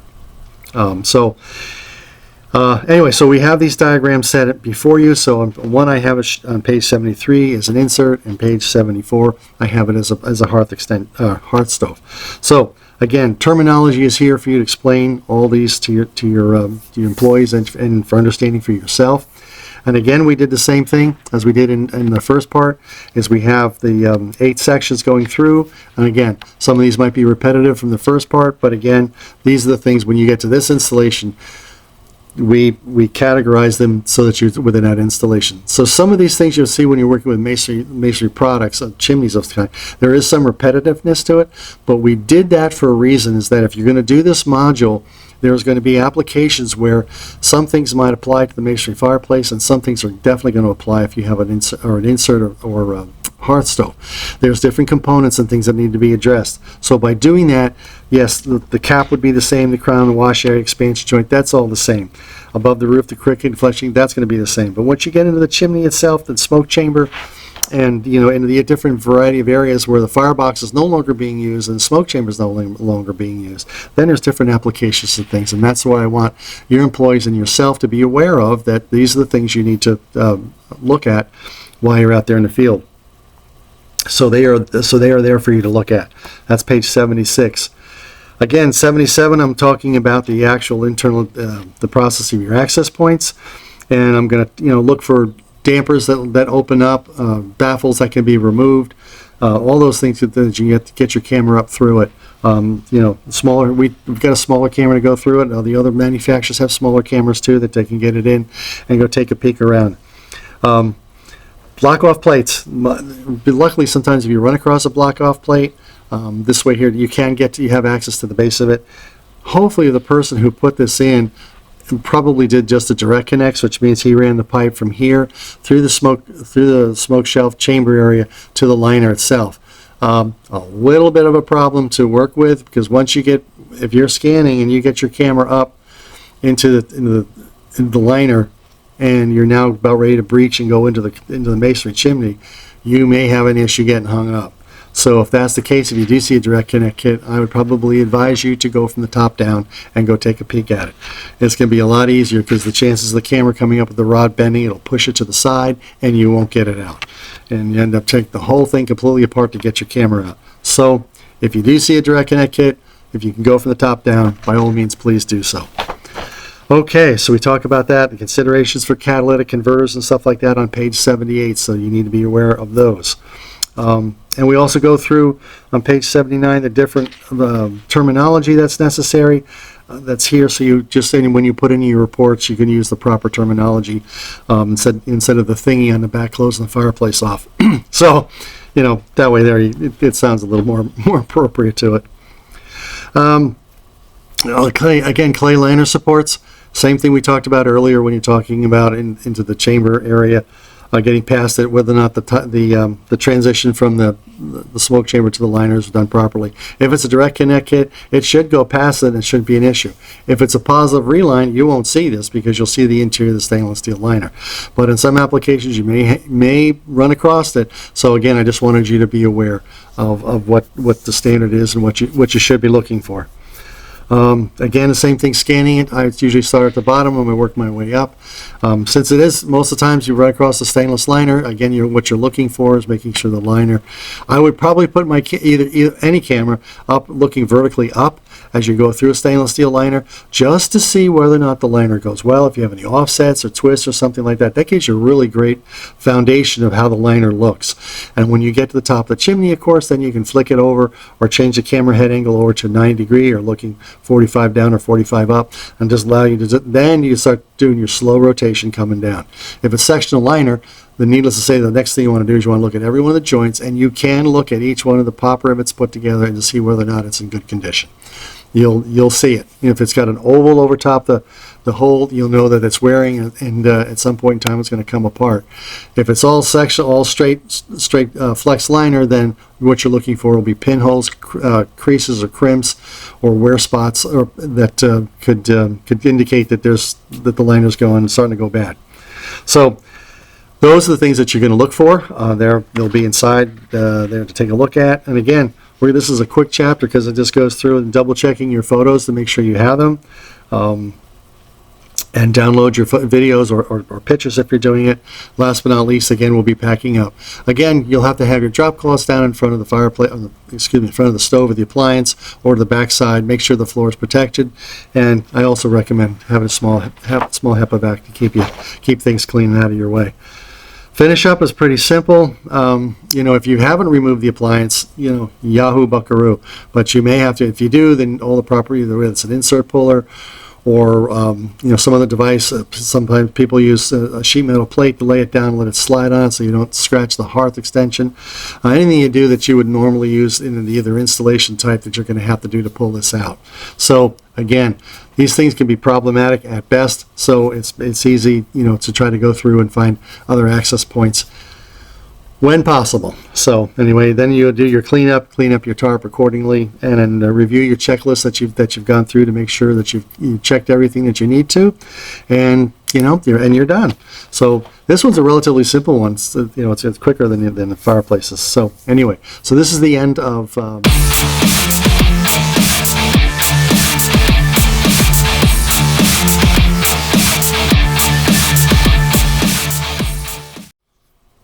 All right, on to module 3 of 5. This one here is going to be a masonry thimble chimney of serving an appliance, whether it's solid or liquid. And we go through again with on page 84 and page 85. We have 2 diagrams set up for you for different installations.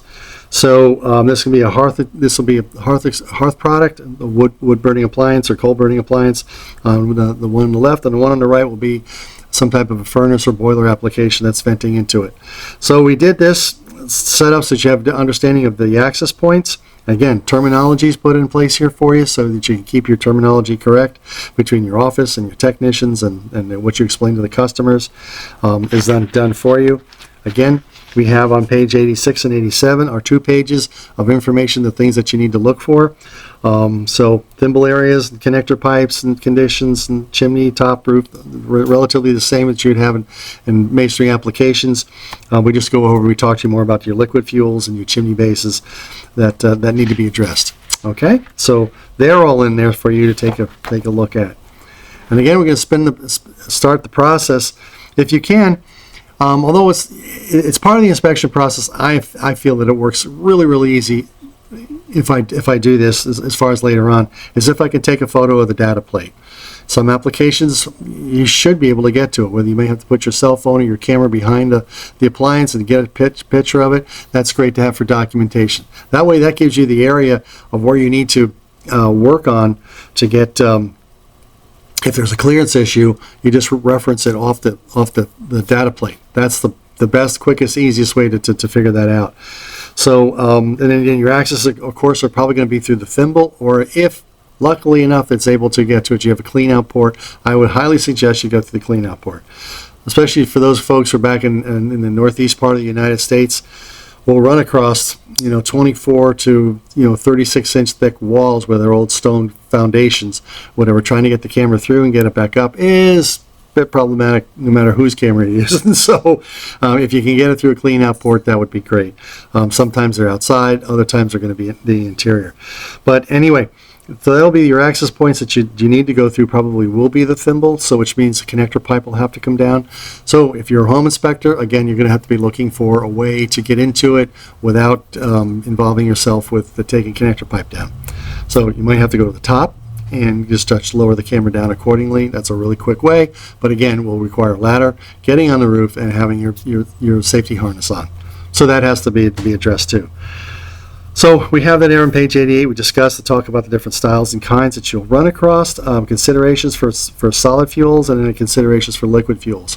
When you're working with liquid fuels, needless to say, the first thing you want to do is make sure it works. So turn it on, turn the thermostat up, and just make sure the heater comes on properly. And if it does, just wait about 30 seconds, shut the thing back off, and that way there you're ready to begin with it. This does 2 things, especially if you're working in the Northeast with oil.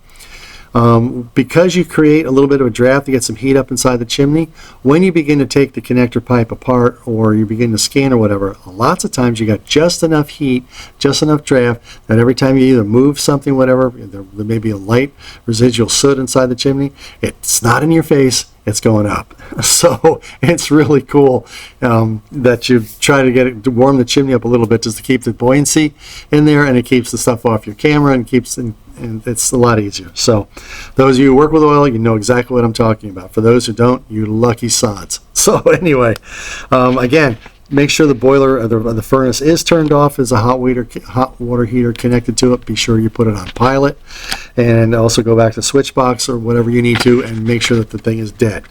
So there's nothing worse than having an appliance in the middle of the scan all of a sudden turn on. Not fun. Happened to me a couple times, so trust me, it's not fun. Okay, yes, then we talk about gas water heaters and barometric dampers. If you're working with oil appliances, you need to just inspect it. I would not advise you to, in many states are real critical about touching these things. Where I grew up, I was an oil burner technician. I touched them all the time, but then I knew what I was doing with them. There's not a lot of science, but there's a little bit of science behind it that you need to understand. But what you do want to check, the thing as an inspector as you're looking at it, is you want to make sure that it's level and that it's plumb. In other words, so it's got to be level across this way, and if you look at it from the side, it's got to look like this. It can't be like this. It can't be like this. You know, and your level's not like this. It has to be level. All it is in your situation as an inspector, you note it. All right, it could, the way, if that thing's not set properly, and especially it's off level, they don't work properly, and which means that the appliance is not going to work as intended. So it's real key that this thing is where it's supposed to be. If not, note it, take a picture of it, and say, please contact your HVAC technician and have them come out there and fix it. And while you're at it, tune the appliance. Draft hoods. What you want to be looking for is a lack of cobwebs or something where books or debris has been put on top of it, closing off the draft hood area. Be sure that that's clear and make sure that's working. Another little trick that you can do too, the inspection process, which is kind of cool, is if you have a mirror, if you turn the gas appliance on, just put the mirror in front of or right next to the draft hood. If it fogs up right away, you might have an issue. If it clears itself off, it's okay, but if it doesn't clear itself off, you have condensate on the mirror, you might have an issue. And it's a really good time to go start scanning because there could be a blockage along the way. So that's just a little key thing I've learned over the years. Connectors for liquid fuels, again, they're going to be different than they are for wood appliances. Remember, on all liquid appliances, the crimped end goes up on the connector pipe. For solid fuel appliances, the crimped end goes down. All right, so that's the key thing you need to be aware of when you're looking at the connector pipe. Okay. The same thing, I guess, sometimes you'll run across the liners themselves are put on supports of some type. Many times it's rebar or whatever, and again, there's a gap there. Hopefully, it's below the thimble, but in some cases, it's right above the thimble because that's where they decided to start it. They want to cheat on a liner. The bottom line is, if it is, then note it accordingly and recommend that they get that replaced. Scanning it usually times through thimbles. If it's a short thimble, it's something less than 12 inches, all our cameras will go through it without any difficulty. You'll be able to push the camera up through and continue on doing your scan. So we have that set up for you. And we talked to you about scanning through thimbles, the step process to how you put the camera in, use your hand to pry it up and get it set up. It's a key factor, especially going through thimbles, that whoever's camera you have, it doesn't matter, that you take care of keeping your hand on the camera as you apply it and put it back up inside the chimney, okay? It's not one of these take a running dash and whip the thing in there like you're throwing a javelin. You got to take your time with them, and having your hand there helps protect the camera just to get through that transitional point. Once you get it up, the camera's up inside it, the camera will take care of itself, and you then begin pushing the camera up accordingly.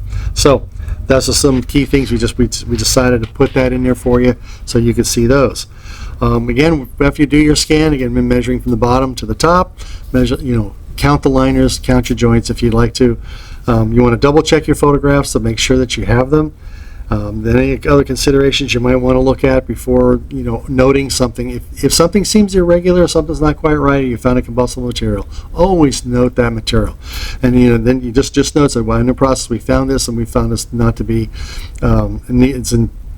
do not use until proper repair actions are done, or note it accordingly, say this is something that needs to be addressed. Then that is pretty much, then it just gets down to your packing up. You're going to pack bring your camera down, take your rods, wipe your rods off, put your cable back on the reeler again. If you're using the Viper, same thing, putting it on the reel, and so that it's all put away. And then what you're done unfortunately for actually wood appliances, if there's a fan on it and you unplug the fan, whatever, be sure you put it back on. Make sure the door closed properly. I'd also take a photograph inside the firebox area. Make sure that that's in good condition. And That way you complete your level 1s and level 2s. Again, check your gaskets on the doors, make sure they seal, make sure the air opening on the bottom open and closes properly, and again, use the manufacturer's data label to tell you how your clearances go. So for doing all your level 1, level 2s, you can pretty much do what you need to do off the manufacturer's data plate, and just common sense of watching the gaskets on the door, make sure it locks properly, and also look at the color of the appliance. If it looks like a real light gray, you know these people are burning this thing really hot. Or if it's just black and you got creosote glazed creosote in the unit itself, that tells you something else. So those are indicators that kind of tell you if your customer's asking about what's going on. Say, well, when you got glazed creosote inside your appliance, you're not burning hot enough, and you need to, raise your heat some. Anyway, so as far as your gas and oil appliances are concerned, again, if you're taking a connector pipe down, if you're a chimney service personnel, you put it back, be sure all the screws put back in there and the pipe is sloped and angled properly for the chimney, and then it's also secured with 3 screws per joint. Again, turn your boiler or furnaces back on from the switch that they have, and be sure that they're all up and running before you leave.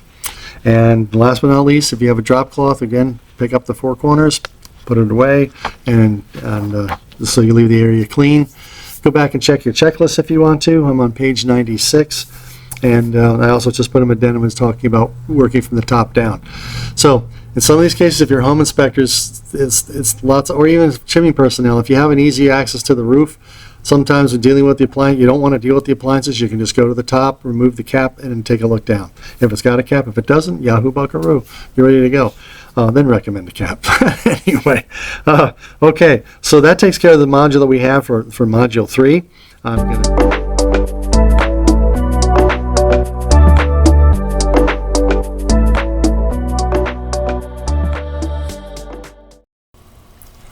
All right, moving on, let's start with module 4 or 5. Now it's going to be scanning a prefabricated fireplace and the chimney that's connected to it. Again, we've laid out on page 97, we have the chase structure here with damper area. We show you different components and parts of the base of the prefabricated fireplace, and different listings and things of parts that they'll go with each one of each application. Then on page 98 and 99, again, we'll have the 2 pages of things you need to look at, and broken down into the 8 sections we had before on the other installations. So this one's going to be different because you're going to be working with the prefabricated chimney cap applications, storm collars and flashings, and chases, exteriors and interiors, chase flashings.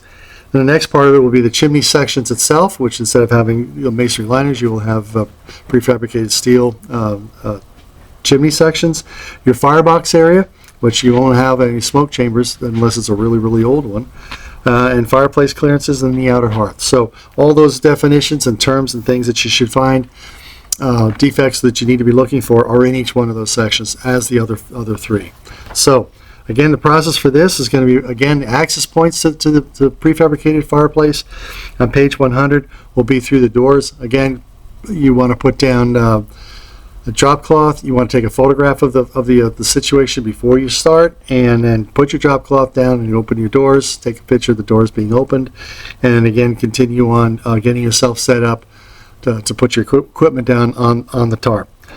And then after that, then you just want to consider which way you're going to go. If you can get up from the bottom and work your way up, that's about the easiest, quickest way to do it. The other option, of course, will be to have to go from the top. With prefabricated fireplaces, that can sometimes be problematic because they all have different styles and applications. Some are just a telescoping section you pull up. Other ones are going to require screws to be taken apart, which your home inspector is not going to be in your best suit. So yeah, so that's the way I'm hoping that in most applications you'll be able to go through the bottom up. If you do run across one that has a gas log set into it, remember to start it up, take a picture of it operating, and basically turn it off, and then that way you know where your log placement is and that the fireplace is working when you were there. And again, do the same thing when you complete. That way there you have a photograph of it before and after. So you can't get blamed for the gas set not working. If it doesn't work when you're there, then just kindly say, I tried to light it and I could not get it to light, therefore there's something wrong with it and it needs needs repair service. And note that right then and there. We do have prefabricated chase inspections. I have done them for several years. They can be usually done through at the top of the termination plate is usually where I do it. And that way there no one else will see it. And then I drill a 2-inch hole, put the camera through it. Some of the other cameras, I know rollers and I think snap lock might fit through a 2-inch hole. Or if you need a little bit bigger hole, drill a 2 1/4, 2 1/2 hole. The trick is that you can find plugs that you can, steel plugs that you can put over top of them that are gasketed. Or if you wish, you just could take a piece of whatever the material is, whether it's galvanized or stainless steel, and make a 6x6 plate and put 6 screws into it, cover the hole around the whole perimeter with RTV, and then put your plate on top of it, and then rivet or screw your plate down, and of course then again RTV around the edges to make sure it doesn't leak, and you're set to go. This way here you have the opportunity to look inside chases. If there's something that you know, the times that I do this, it is usually there's something else that I found.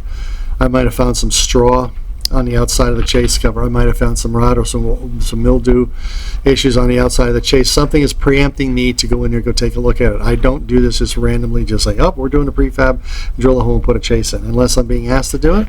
Other than that, though, there's a cause for why I'm opening up the chase to look at it. So I have photographs in here, what you would see inside there for you on page 101, so you can see what it's like to look inside a chase. As far as the box itself, again, this is part of your inspection process. You're going to be looking at the data plate and be sure get the serial number, the model number, whatever that you have. Since you don't have a data plate to pull like you do for wood stoves, you're going to have to look at the installation guide. It is relatively easy. The manufacturers have put all this up online for you. So if you put down the brand that it is, the model number, usually installation guide, you'll usually pop up, double click on it, and you'll be able to open it up and take a look at the installation instructions. That way there you can check for the clearances, that what they recommend, so that you know that you're not misleading somebody. At the same time, you're covering your bases and doing a valued service to your customer. Again, with all fireplaces, is working through the glass doors and screens. Again, I take a photograph of them partially bent open, just so that they know that when I was there they worked. And then after that, I push them to the side, and I also note if the screens slide easily. If they do not slide easy, I make note of that also, because I don't want a customer having screens that they're trying to open and they've got a log in their hand and the fire's going on it and they're beating the screen, and not a good time for screens to not work properly. So I note that, and if they need to be replaced or fixed, that could be taken care of. When I get inside the firebox itself, I'm going to be examining the refractory panels that are inside there, and also in most cases I can probably scan it with the grate in place, and sometimes I have to take the grate out. If it's the manufacturer's grate that's there, most times I can. But if the grate appears to be too big, then please make note of this to the customer. They may have gone to a big box store someplace and got another grate and put it in there. Now they can put more wood onto it. The problem is it was not designed to do that. So there has been documented cases that fires have been created because of this. So if you do run across something where you see this grate does not look like the one that's in the installation guide, note it accordingly, and please make the customer aware that the grate is way too big. These things are made for like 2 or 3 logs at a time. You get the larger grates, you can put 4 or 5 logs on it. They were not designed for that. Again, also you're going to be looking at the refractory panels themselves to see whether or not they're cracked or misplaced. Again, the rule of thumb that most manufacturers apply with is either a nickel or a dime. If you have a crack in it, it's one thing. If it's intact, they say it's okay. Other ones would say that if you slip a dime into it, which is about 60 thousandths, that it should be replaced. Some say as high as a nickel. But anyway, those are kind of indicators to let you know. And of course, if you find any part of the refractory panel where it's broken and it's fallen out, by all means, please make note of that, and then give the general condition of the panels themselves. So check for those, make sure that they're in a good way. Then also, of course, your damper, again, open slowly, make sure there's nothing debris or animals coming out on you. Once that's okay, then again you're going to check to see how much accumulation is in the fireplace itself. If it's over 1/8 of an inch, then recommend getting a certified sweep or the CCP sweep to come in and take a look at and get it swept out for you before you start to scan, because there's nothing to see in a dirty chimney with a camera. Trust me. It's so anyway. So we go through gas logs and we talk about looking for the damper clamp. So make sure that that's there. And also if you have gas log lighters, Some states allow them, some states don't allow them. So be sure to verify that it does work. Then, of course, on the fireplace is the center pivot dampers. All our cameras that I know that I'm aware of will go past them. Maybe there might be some limitations that I'm not aware of, but for the most part, most cameras will fit by that. Again, slowly using your hand as a guide, slide the camera, put the camera in your hand, slide it up, let it get past the stabilizers, and continue pushing up slowly, and you'll pop right by the damper, and you're ready to start your scan. If for some reason, don't start jabbing and poking, and find a side that's open, because most of the times one side will have the latching attachment, and the other side will remain open. If that's the case, you want the open side. So look for the open side to push the camera through. Okay. Damper, we show you about which kind of styles of prefab damper handles and where you would find them. That's on page 105, so you know where to look for that. Then we talk about it as special considerations. You may have to get up on the roof again and do that. If you do, it's personal protection equipment and safety harnesses should be applied. And again, sometimes they're easy to get them off, and other times they're real tough to get off. So we started to talk to you about the scan, about again getting past the damper at the bottom and getting yourself through. Well, also then on page 107, you'll start to look at some of the interior sections that you'd see. What new stuff looks like can be nice and shiny and stainless steel. In some cases, you may have to turn your camera lights down because they can really reflect back on the camera. So that you'll find out when you get inside and take a look around. And again, I highly recommend that when you start your scan on a prefabricated fireplace, that you look straight up. That gives you really, or angle it off just a little bit. Either way, by doing that, provides you to show you whether the chimney is concentric or not. If it's not concentric, then I got a problem here. So, and also listen to the sound of the camera going up there. Does it sound hollow? That's a good thing. If it sounds like it's a thuddy sound, that's another thing. Then I'd start looking outside for birds, nests, or something like that. Something may have gotten into it. So that's just a note for you to note.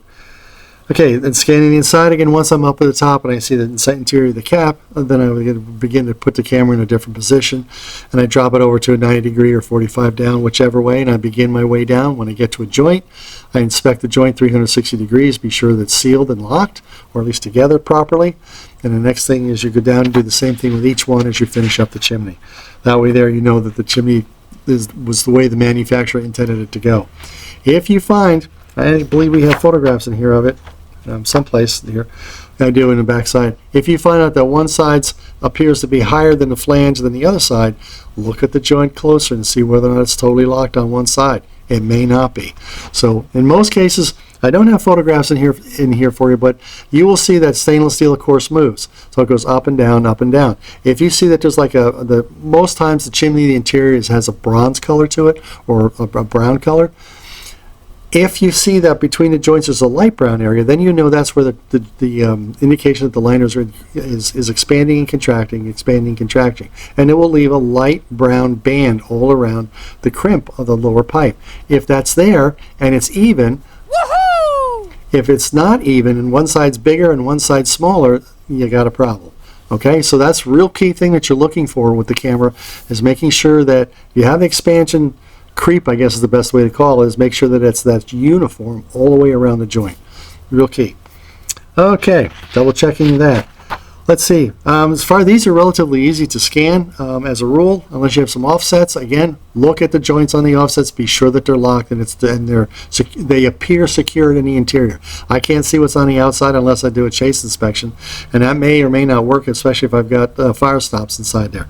So it's real key that you look at the elbows. Then, of course, again, as we finish up this part of it, the next thing you want to do is look over your recorder, your images, make sure you have what you want, and make sure it's all in place. Again, if it has gas logs, be sure to check for a damper clamp so the thing doesn't close all the way. And again, remove your equipment, wipe it off, put your cable down, wind it back up on the reeler. You've got your images checked. Go through your checklist to make sure that you've got all the components that you need to complete, that you have the job done and you have all your information. If it's gas logs, again, start them back up. Be sure they're working okay. And then close the screens, close the doors. And when it comes to dampers, most of the times, if I find it the way I leave it the way I find it. in some applications, I'd like to close it. If I do close dampers, I know the masonry fireplaces, prefab, or whatever, prefabricated fireplaces. If you do close it, put it in writing that you closed it. Okay, and just say I closed it because of energy reasons. I close it. If they got glass doors across the front of it, then maybe just leave it alone and you're fine.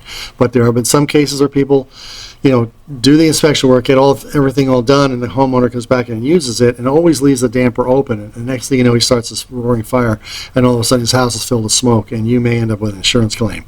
So be sure to tell them if you close it, it's in writing so that they understand it. Okay.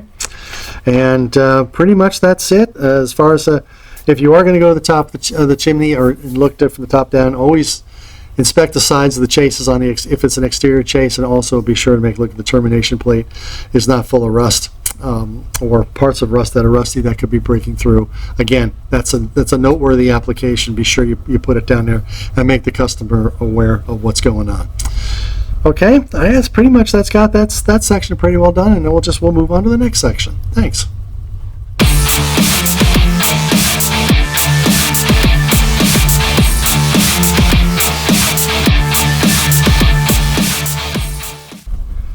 So let's begin with the last module, and that's module 5.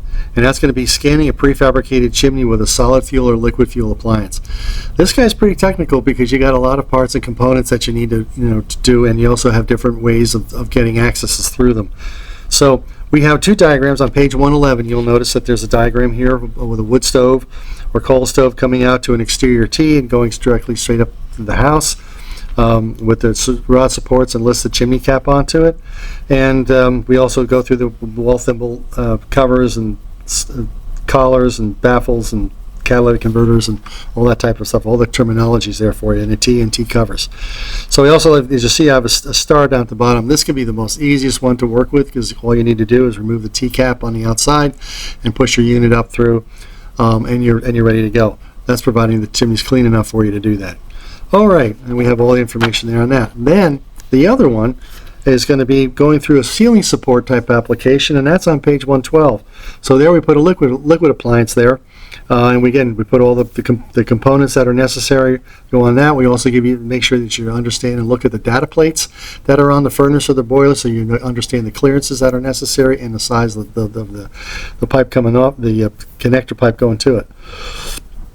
The other thing we have with that is to go, again, the same thing. We have our A to H, and those are the things that you're going to be looking for. They will vary. So, on the top of the chimney, you'll have different styles of caps to work with. You have flashing to work with. You have storm collars, chase covers if it's in a chase, and if it's a prefab, the interior or exterior, and the flashing that goes along with that. You're going to have the chimney sections themselves. If you have a T, there are T supports. And of course, if you have a ceiling support, then you work off the information for the ceiling support. Thimble, stovepipe connection, appliance condition, appliances for clearances necessary for the solid fuel appliances, which you will find on the data plate on the back of the appliance. And then the same thing if you're working with liquid appliances. And the application gets a little bit sticky because you need to find the power to be sure that they're de-energized before you start to scan. So, and we start again, put your cloths down on the floor, make sure that the area is protected before you put your equipment on it. And before you even do that, I always forget to say this, is get a photograph of the installation. Now, this is my last module. I've done it 5 times, and I should have done it on the first 5 too. But remember, when you do that photograph, be sure that you back up, get the room, and click the room, okay? Don't do this shot that just shows you the front of the appliance. Get the room. It's so incredibly important that you get that first, because that will set the tone for the photographs you have. You can get closer after that, but your mind will focus down on top of it. If you just give this little focus thing of just the fireplace or the appliance itself, you don't see the rest of it, how it goes together. So it's really key that you be sure that you get that photograph far away. I have your access points here to work from. They're on page 115. I have 3 different ways to go through those, in which if this one doesn't work, try this one. So they're all here for you to go through, and with your how-to guides to work with that. A lot of this has to work with whether or not you'll have the application, if it's a ceiling support with a wood stove, if you can get the thing, if it's got a removable baffle that you can push the camera up the chimney. If not, then of course, then it's going to be basically you have to remove the connector pipe, and you're going to then work with putting a bag up there and sealing it up in such a way that you can get your camera up through and also stop any debris from falling down. If the other option that goes with that is that you may have to go to the top again with a ladder and personal protection equipment and stuff on you and harnesses so that to keep you safe while you're on the roof. Anyway, so those are the ways that you go through and check with those. You check with your considerations as far as your stove boards, whether it's type 1 or type 2 for that. And then if you're liquid fuel, again, you might have a hot water heater with the oil appliance, or 2 gas appliances, or 2 oil appliances. There's applications in there that you need to be aware of. Again, make sure, either if it's oil and gas, be sure that they're de-energized before you start. If it is an oil appliance, again, you'll probably have a barometric damper to work with. And if you do have that, be sure that it's level and plumb. All right, so the door will swing accordingly just that way, and if it's out of plumb, then it's not going to work right. It's the weight on it is not going to work properly. So that weight is set in such a manner to create enough the proper amount of draft over the fire. So that's just so that you understand it. So it's a very important thing. That's why I'm stressing that if you find it out of plumb or at a level, please note it. All right, so that way someone can come take a look at it and get it corrected, because the appliance doesn't work properly if you don't do that. So you need to go through that and making sure you're de-energized on page 117. Barometric dampers, looking through it. Same thing with draft hoods, making sure that they're free and clutter free around it so the air can get around it properly.